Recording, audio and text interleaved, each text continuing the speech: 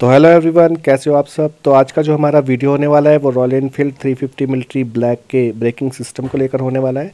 इसमें हमको ये जानने के लिए मिलेगा कि जो सिंगल चैनल एबीएस सिस्टम होता है वो वर्क कैसे करता है, और जो इसके दोनों मॉडल हैं ड्यूल चैनल एबीएस और सिंगल चैनल एबीएस, इसमें से कौन सा वाला लेना चाहिए और कौन सा ज़्यादा बेटर होता है। तो वीडियो में शुरू से लेकर लास्ट तक बने रहिएगा।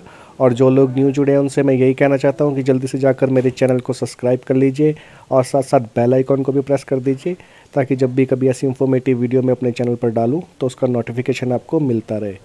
तो चलिए फिर वीडियो स्टार्ट करते हैं। तो जैसे कि आप जानते ही हो कि जो एबीएस होता है उसकी फुल फॉर्म होती है एंटी लॉक ब्रेकिंग सिस्टम। ये आपके चक्के को जब आप पैनिक ब्रेकिंग करते हो तो लॉक होने से बचाता है। और जो आपका एबीएस सिस्टम होता है वो ब्रेक ऑयल या हाइड्रोलिक ऑयल के साथ कनेक्ट होता है। ये ब्रेकिंग सिस्टम हाइड्रोलिक ऑयल पर ही काम करता है। जो मैनुअली आपकी ब्रेक होती है उसमें एबीएस काम नहीं करता है। जैसा कि आप देख पा रहे होंगे, जो इसका पिछले वाला रिम है इसमें जो ब्रेक लगी है वो ड्रम ब्रेक है, और जो इसका फ्रंट वाला व्हील है उसमें जो ब्रेक लगी है वो डिस्क ब्रेक है। तो जहाँ पर डिस्क ब्रेक होती है वहीं पर ही हमारा एबीएस सिस्टम काम करता है, क्योंकि जो एबीएस सिस्टम होता है इसको ऑपरेट करने के लिए इसमें ब्रेक फ्लूइड या फिर हाइड्रोलिक ऑयल की सप्लाई देनी बहुत ज़्यादा ज़रूरी होती है। तो ये तो रही बात कि एबीएस सिस्टम क्या होता है और इसको वर्क करने के लिए किन किन चीज़ों की ज़रूरत पड़ती है। जैसे कि आप देख पा रहे होंगे, जो इसका फ्रंट टायर है इसमें आपके बाइब्रेक के ब्रेकिंग सिस्टम लगा है जो एक ब्रेक फ्लूइड के साथ कनेक्ट है। जब भी आप कभी ब्रेकिंग करते हो तो ये ब्रेक फ्लूइड के थ्रू ऑपरेट होता है और आपकी ब्रेक को और ज़्यादा बेटर करता है। एक्चुअली में जो एंटी लॉक ब्रेकिंग सिस्टम होता है ये सडनली जब आप पैनिक ब्रेकिंग करते हो तो आपके व्हील को, आपके चक्के को जाम होने से बचाता है, जिसकी वजह से आपका जो व्हील है वो पैनिक ब्रेकिंग के टाइम में स्किड नहीं करता है। तो ये इसकी प्रॉपर्टीज़ है। और ये ब्रेक ऑयल के साथ कनेक्ट होता है। ये ब्रेक ऑयल की सप्लाई किस तरीके से आपके टायर तक पहुंचती है, आइए अब इस बारे में बात करते हैं। जो हमारा एबीएस ब्रेकिंग सिस्टम होता है उसके लिए मेनली 3 चीज़ों की ज़रूरत पड़ती है। वो 3 चीज़ें क्या क्या है वो मैं आपको बताने वाला हूँ। जो आप ये प्लेट देख रहे हैं ये आपकी एबीएस प्लेट बोलते हैं इसको। ये एक सेंसर के साथ कनेक्ट होती है। मैं आपको वो सेंसर भी दिखा देता हूँ। ये इसमें सेंसर लगा हुआ है जो आपके टायर की स्पीड को मेंशन करता है, और इसका फीडबैक आपके ईसीयू तक पहुंचाता है, और ईसीयू के थ्रू फिर वो आपके मॉड्यूलेटर तक जाता है। मॉड्यूलेटर एक्चुअली में एक ब्रेकिंग सिस्टम का ही पार्ट है। वो आपके ब्रेक फ्लूइड की सप्लाई को कम ज़्यादा करता है ताकि आपकी ब्रेकिंग के टाइम में आपका टायर स्किड ना हो। मैं वो उन सब चीज़ों के छोटे छोटे क्लिप भी बीच में डाल दूंगा ताकि आपको समझने में और ज़्यादा आसानी हो जाए कि मैं आपसे कहना क्या चाह रहा हूँ। तो जैसा कि आप देख पा रहे हैं ये इसकी एबीएस प्लेट होती है। इसके थ्रू ही जो आपका स्पीड सेंसर होता है, एबीएस सेंसर जो ये वाला है, ये सेंस कर जो फीडबैक है वो आपके ईसीयू तक पहुंचाता है। और जो आपका ईसीयू होता है वो ये वाला पार्ट होता है। ये कमांड देता है आपके मॉड्यूलेटर को। तो मॉड्यूलेटर ये वाला होता है, और मॉड्यूलेटर में 2 वाल्व लगे होते हैं, इनलेट वाल्व और आउटलेट वाल्व। तो अब आप ये तो समझ ही चुके होंगे कि जो एबीएस आपका ब्रेकिंग सिस्टम होता है वो किन किन पार्ट्स को मिलाने से बनता है। तो आइए अब बात करते हैं कि एबीएस जो ब्रेकिंग सिस्टम है वो आपकी ब्रेकिंग को किस तरीके से बेटर करता है। तो मैं आपको ये बताना चाहता हूँ कि जब भी कभी आप हाई स्पीड पर होते हो तो उस टाइम अगर सडनली आपको ब्रेकिंग करनी पड़ती है, और वो भी पैनिक ब्रेकिंग, तो उसमें अगर आपके बाइक में एबीएस ब्रेकिंग सिस्टम नहीं होता है तो आपका जो टायर होता है वो लॉक हो जाता है एकदम, और उसके लॉक होने की वजह से आपकी बाइक स्किड कर सकती है और बाइक क्रैश भी हो सकती है, आपका कोई बहुत बड़ा एक्सीडेंट भी हो सकता है। तो उन सब को रोकने के लिए कंपनी ने इसमें एबीएस ब्रेकिंग सिस्टम दिया है। एक्चुअली में एबीएस ब्रेकिंग सिस्टम इतने सारे पार्ट्स को मिलाने से बनता है। तो जब कभी आप ऐसी सिचुएशन में हाई स्पीड पर चल रहे होते हैं और आपको पैनिक ब्रेकिंग करनी पड़ती है, तो जो आपके स्पीड सेंसर लगे होते हैं, एबीएस प्लेट और एबीएस सेंसर, तो वो सारी की सारी कमांड जो है वो ईसीयू तक पहुंचाते हैं, और ईसीयू के बाद जो आपका मॉड्यूलेटर होता है उस तक वो कमांड को भेजता है। तो जो आपका मॉड्यूलेटर होता है उसमें 2 वाल्व लगे होते हैं, तो वो आपके ब्रेक फ्लूइड को मेजर करते हैं। वो एक बारी में आपके जो आप ब्रेकिंग सिस्टम की सप्लाई है उसमें ब्रेक फ्लूइड को वाल्व खुलता है, और ब्रेक फ्लूइड आप पूरी पावर के साथ आपके रिम की साइड को भागता है, आपके टायर की साइड को, और आपका जो ब्रेकिंग सिस्टम होता है उसको ब्रेक लगाने के लिए ऑर्डर देता है।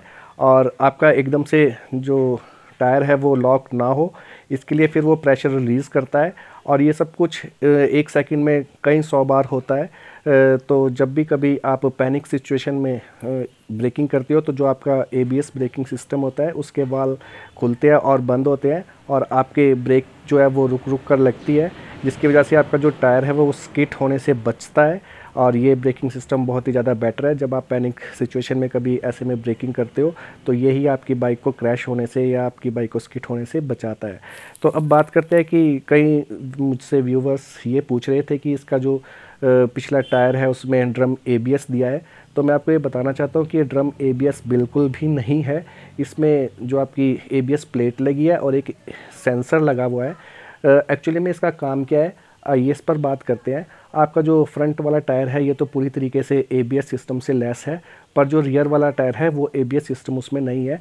पर कंपनी ने इसमें जो ABS प्लेट और ABS सेंसर दिया है वो इसलिए दिया है कि जो अगला आपका टायर है उसका जो फीडबैक है वो तो अगली वाली जो आपकी ABS प्लेट है और ABS सेंसर है उसके थ्रू आपके ECU तक पहुंच जाता है, और वो पैनिक सिचुएशन में आपके टायर को लॉक होने से बचाता है। पर जो पिछले वाला टायर है उसकी फीडबैक आपके ECU तक किस तरीके से पहुंचती है, उसके लिए कंपनी ने इसमें ABS प्लेट और ABS सेंसर लगाया है।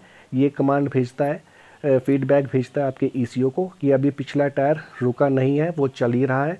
तो उस सिचुएशन में भी जो आपका फ्रंट वाला ABS सिस्टम है वो एक्टिव रहता है। उस सिचुएशन में वो रुक रुक कर ब्रेक लगाता है आपकी।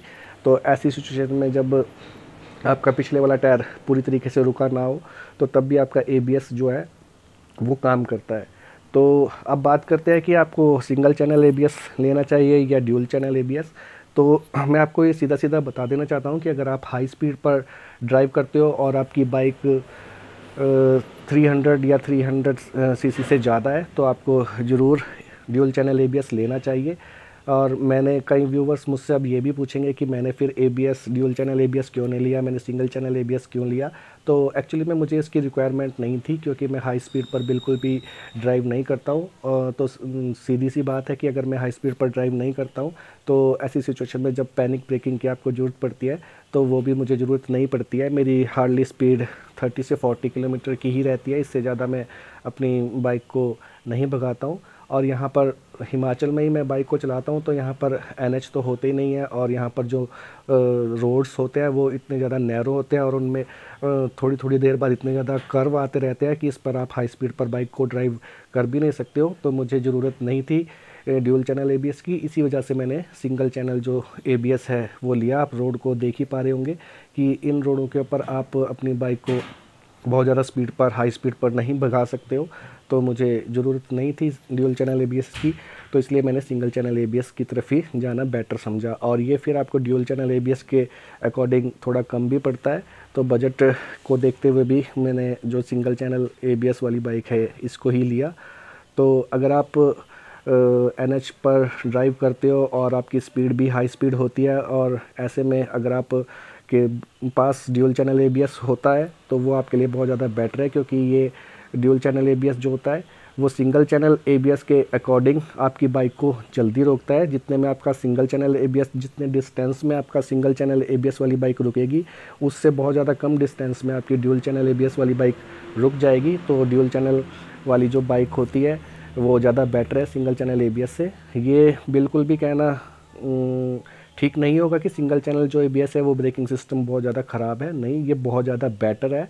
और कंपनी ने इसके पिछले वाले टायर में जो ABS प्लेट और ABS का सेंसर दिया है उसकी वजह से आपकी सिंगल चैनल ABS की जो ब्रेकिंग सिस्टम है वो और ज़्यादा बेटर हो जाता है, क्योंकि ये जो आपका ड्रम ब्रेक में जो ABS प्लेट और ABS सेंसर लगा है वो सारा का सारा फीडबैक आपके ECU तक पहुंचाता है, और ECU उसके बाद मॉड्यूलेटर तक, और मॉड्यूलेटर फिर अगले वाले व्हील में जो ब्रेकिंग सिस्टम में ब्रेक फ्लूइड की सप्लाई होती है उसको कम ज़्यादा करता रहता है, क्योंकि उसको ये अच्छे ढंग से फीडबैक मिलता रहता है कि अभी आपके पिछले वाला जो टायर है वो पूरी तरीके से नहीं रुका है।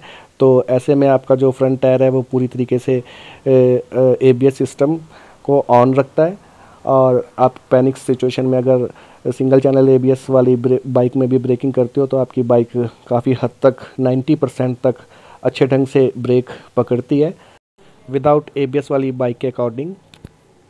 तो आप ये अब समझ ही गए होंगे कि सिंगल चैनल एबीएस और ड्यूल चैनल एबीएस में कौन सी ज़्यादा बेटर है। अगर आप हाई स्पीड पर ड्राइव करते हो और आपको ऐसी सिचुएशन में कोई खड्डा आ जाता है या कोई जानवर आ जाता है आपकी बाइक के आगे, या ऐसी कोई भी दिक्कत आ जाती है जिसकी वजह से आपको पैनिक सिचुएशन में ब्रेकिंग करनी पड़े, तो आप ड्यूल चैनल एबीएस की तरफ ही जाइएगा।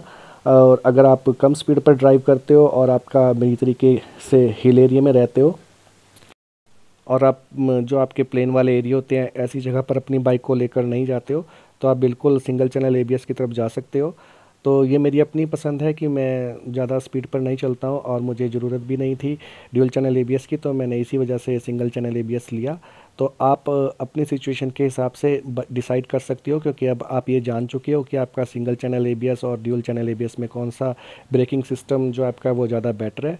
तो अगर आपको मेरा वीडियो पसंद आया हो और इससे आपको कुछ जानने के लिए, सीखने के लिए मिला हो, तो प्लीज़ मेरे चैनल को सब्सक्राइब कीजिएगा। वीडियो पर लाइक, कमेंट और शेयर करना मत भूलिएगा, क्योंकि आपके कमेंट्स ही हैं जो मुझे ये जानने में मदद करते हैं कि मेरी वीडियोस आपको अच्छी लग रही है या नहीं। तो फिर मिलते हैं आपसे नेक्स्ट वीडियो में नेक्स्ट टॉपिक के साथ। तब तक के लिए आप सभी को बाय बाय, टेक केयर।